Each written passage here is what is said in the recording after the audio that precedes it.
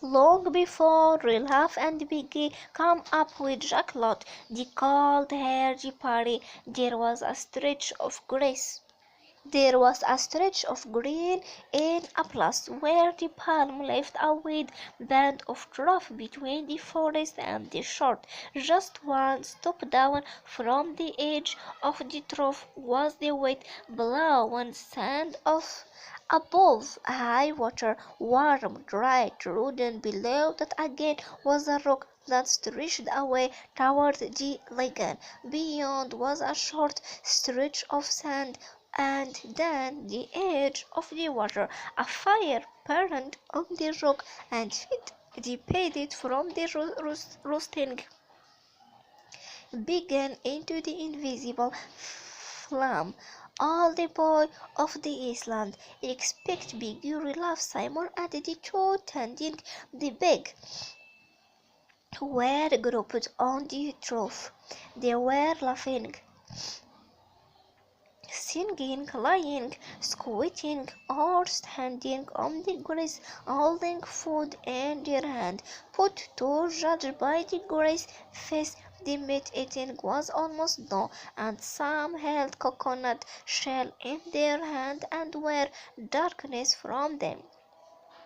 Before the party had started, a great log had been dragged into the center of the lawn, and Jack panted and gurgled sat tree like an idiot. There were piles of meat on green leaves near him, and fruit and coconut shells full of drink. Biggie and Relaf came to the edge of the grass platform.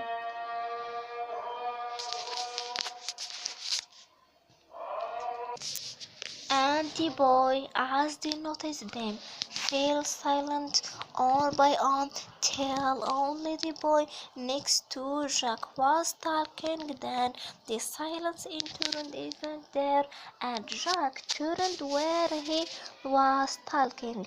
Then the silence turned even there, and Jack turned where he sat. For a time he looked at them, and the crackle of the fire was the loudest noise over the droning of the reef. Relaf looked away and seemed thinking that Relaf had turned to him, actually put down his granted bone. With a nervous giggle, Relaf took an accidentally pointing to a palm tree, and whispered something inaudible to Biggie, and the put giggled like Sam, lifting his feet high out of the sand. Relaf started to stroll past. Biggie tried to whistle. At this moment the boy who were cooking at the fire suddenly hauled off a great chunk of meat and ran with it toward Grace. The pendant Biggie, who was purring and yelled, and then immediately Relaf and the growl of boy were united and Relaf by a stem. Biggie tried to whistle. At this moment the boy who Biggie and Relaf came to the edge of the grass platform, and the boy, as the note said then, fell silent one by one, till only the boy next to Jack was talking. Then the silence intruded even there, and Jack turned where he sat.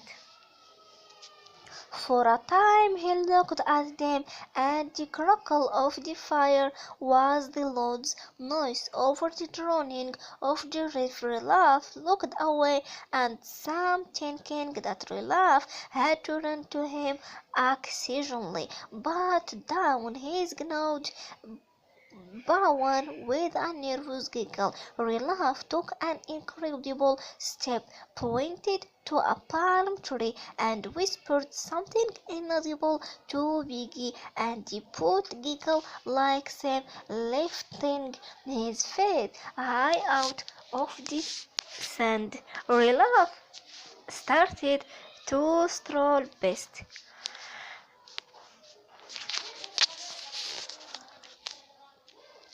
Biggie tried to whistle.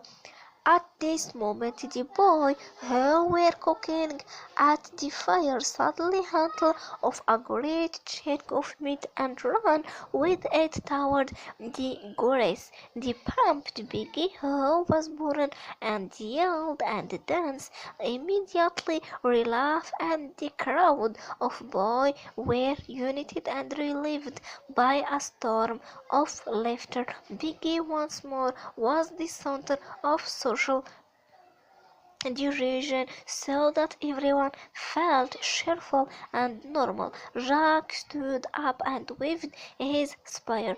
Take them some meat. The boy with the spit gave relief and Biggie each a silence shank. They took the gift trembling, so they stood and ate painted a sky of tindery breaths that rang with the storm coming. Jack waved his spear again. Has everybody eaten as much as they want? There was still food left sizzling on the wooden spit, headed on the green platter butterfly by his stomach. Biggie drew a picked down on the bench and stood for more. Jack spoke again immediately.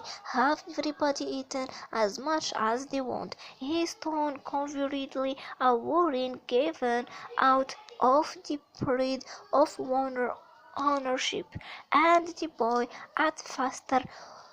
Hell, there was still time. Seeing there was on immediately like hold of a piece. Jack rose from the log that was his draw and sauntered to the edge of the grass. He looked down from behind his paint at relief, and Biggie moved a little farther off over the sand, and relief watched the fire as he ate. He noticed without understanding how the flames were visible now again. The dull light evening was calm, not with calm beauty, but with the draw of violence. Jack spoke. Give me a drink.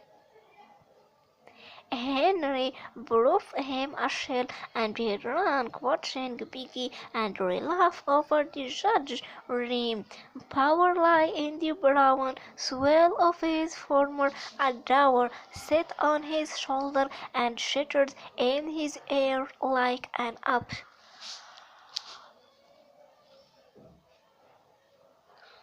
All sit down. The boy ranged themselves in rounds on the grass before him. Put Relief and Biggie stayed a foot lower, standing on the soft sand. Jack ignored them for the moment, turned his mask down to the shattered boy and pointed at them with the spear. Who is going to join my terrible trip?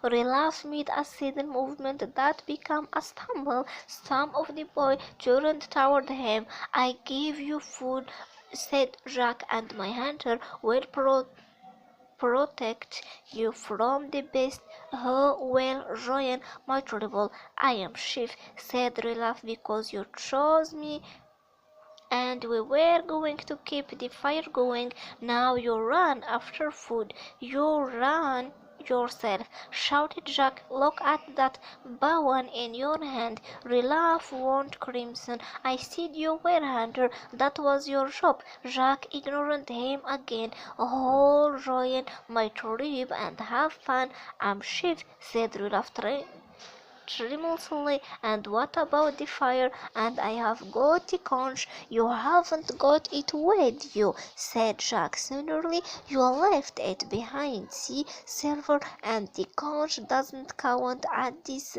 end of the island. All at once the thunder struck. Inside of the tall bomb there was a point of impact in the explosion. The conch count had to, said Relief, and all over the island. What are you going to do about the Eden? Relaf examination the rank of boy. There was no help in them, and he looked away, confused, and searching. Piggy whispered, "The fire results. All join my trip. I will." "Me, I will blow the conch," said Relaf resolutely.